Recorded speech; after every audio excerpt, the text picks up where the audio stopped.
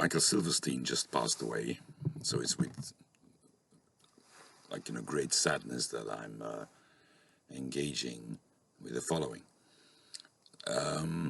What I believe is that over the next few years we will see a massive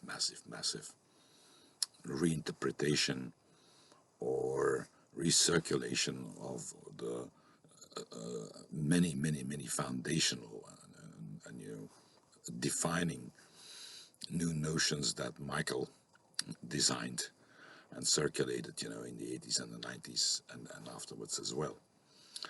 Now I will not be very active in it, but I would just like to point out the one thing that for me represents Michael's influence, not just on my work, but I think on the entire, let's say, world, the paradigm of engaging with language in society.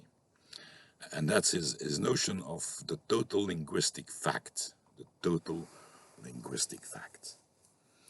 Now, Michael was encyclopedic as a linguist. He had an unbelievable knowledge of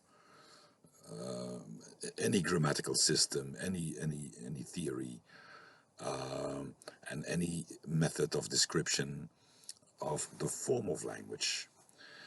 But throughout his work, he would argue, that it's never alone, right?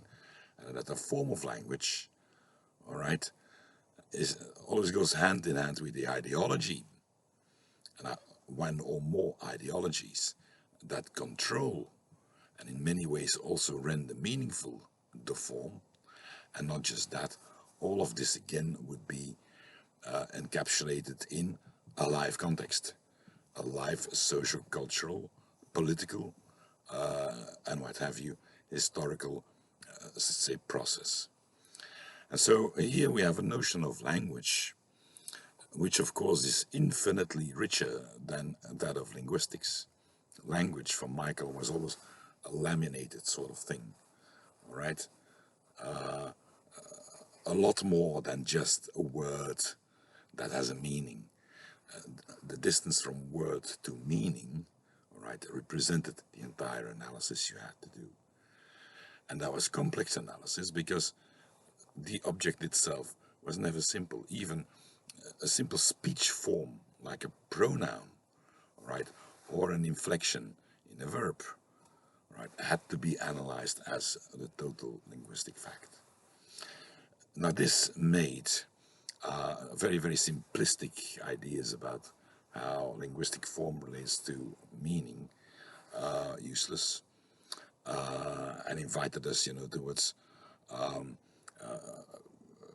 range of new approaches, which in my view redefine social linguistics as well as discourse analysis, and in fact brought them together very closely.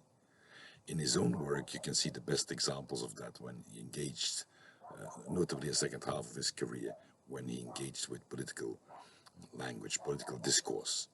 That's why you see the glory, but also the complexity and the richness of the total linguistic fact. Try to think about it. It kept me thinking for over 2 decades, and it was very fruitful. Thank you very much.